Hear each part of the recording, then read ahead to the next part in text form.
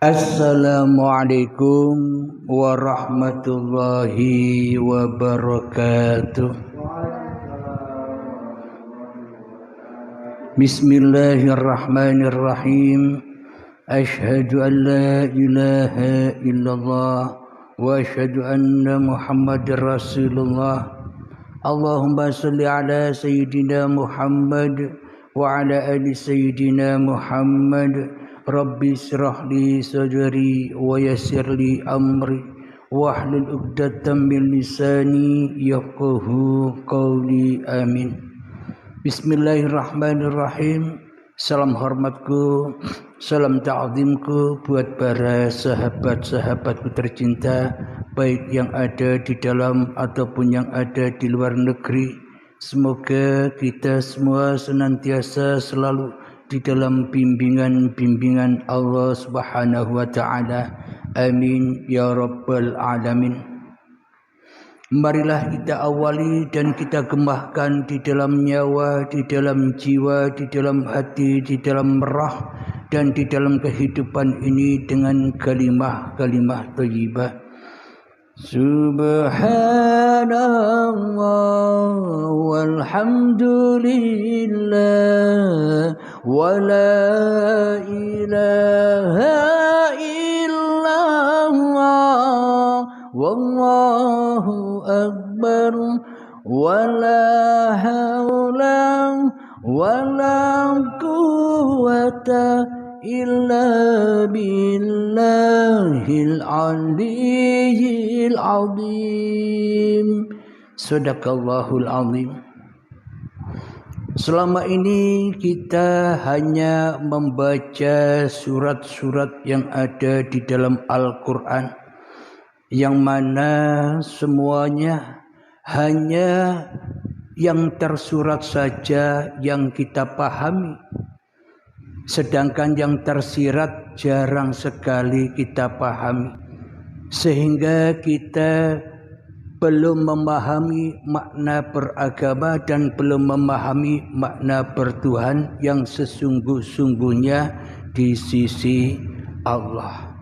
Marilah kita buka di dalam Al-Quran, yaitu di surat An-Nas, surat untuk seluruh manusia, surat dari Allah untuk kita. Jadi kita kaji makna yang tersurat dan makna yang tersirat agar kita tahu makna atau tahu maksudnya apa surat ini. An-Nas yang artinya manusia. A'udzu billahi minasyaitonir rajim. Bismillahirrahmanirrahim. Qul a'udzu birabbin nas, yang artinya katakanlah aku berlindung kepada Tuhannya manusia. Malikin nas, raja manusia. Ilahin nas, sesembahan manusia. Min syarril waswasil khannas, dari kejahatan atau bisikan setan yang bersembunyi. Alladzi yuwaswisu fi sudurin nas, yang membisikkan kejahatan ke dalam dada manusia. Minal jinnati wan nas, dari golongan jin dan manusia. Bila kita hanya membaca makna yang tersurat saja, tafsir yang tersurat saja, tafsir yang ala manusia saja, maka kita tidak akan pernah memahami.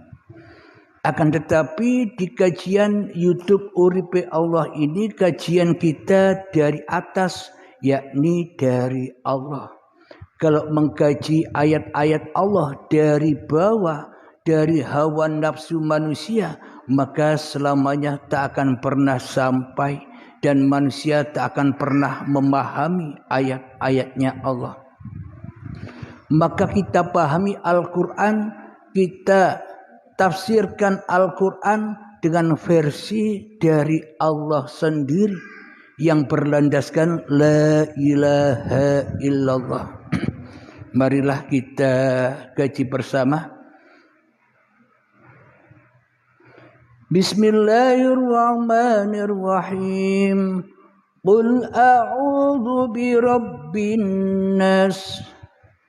Katakanlah aku berlindung kepada Tuhannya manusia.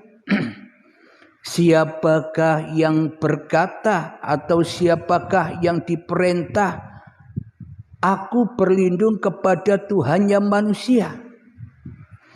Seluruh manusia inilah yang diseru Allah agar berkata, maknanya agar ditetapkan di dalam hatinya, supaya manusia berlindung kepada Tuhan yang menciptakan manusianya. Siapakah Tuhan pencipta manusianya? Allahu la ilaha illa huwal hayyul qayyum. Allah tiada Tuhan yang berhak disembah, dialah hidup yang kekal, lagi terus menerus mengurusi makhluk-makhluknya. Jadi yang dikatakan Tuhan itu adalah hidup yang selama ini diakui oleh manusia sebagai hidup manusianya. Itulah Tuhannya manusia. Kenapa hidup itu menjadi Tuhannya manusia? Karena hidup bukan milik manusia, badan bukan milik manusia. Yang dimaksud aku berlindung kepada Tuhannya manusia, manusia berlindung kepada Tuhannya itu maksudnya bagaimana? Manusia berlindung kepada Tuhannya itu maknanya kembalikan lagi, rojiunkan lagi, serahkanlah dirimu kepada Tuhanmu yang menciptakan kamu. Berarti kita wajib menyerahkan hidup ini kembali kepada uripe Allah. Badan kita kembalikan lagi bahwa badan ini ciptaannya Allah, bukan milik manusianya. Inilah yang dimaksud, katakanlah aku berlindung kepada Tuhannya manusia. Inilah maknanya. Mempersembahkan kembali bahwa hidup ini bukan hidupku, badan ini bukan badanku, tapi hidup dan badan ini adalah hakikat dari zahir batinnya Allah sendiri. Bila manusianya sudah menyerahkan semuanya, inilah yang dimaksud aku berlindung kepada Tuhannya manusia. Akan tetapi bila kita tidak mau menyerahkan bahwa hidup dan badan ini kepada Sang Pencipta, maka kita dikatakan kita tidak berlindung kepada Tuhannya manusia. Akan tetapi kita selama ini berlindung kepada musuhnya manusia. Siapakah musuhnya manusia itu? Musuhnya manusia itu adalah innasyaitana lakum aduwwum mubin.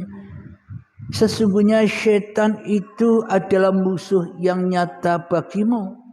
Jadi musuhnya manusia itu tidak gaib. Setan itu tidak gaib. Iblis itu tidak gaib. Jin itu tidak gaib. Ya'juj wa ma'juj itu tidak gaib. Dajjal itu tidak gaib. Hawa nafsu kita sendiri inilah setan itu, iblis itu, Dajjal itu, Ya'juj wa ma'juj itu, jin itu. Jadi musuhnya sudah jelas.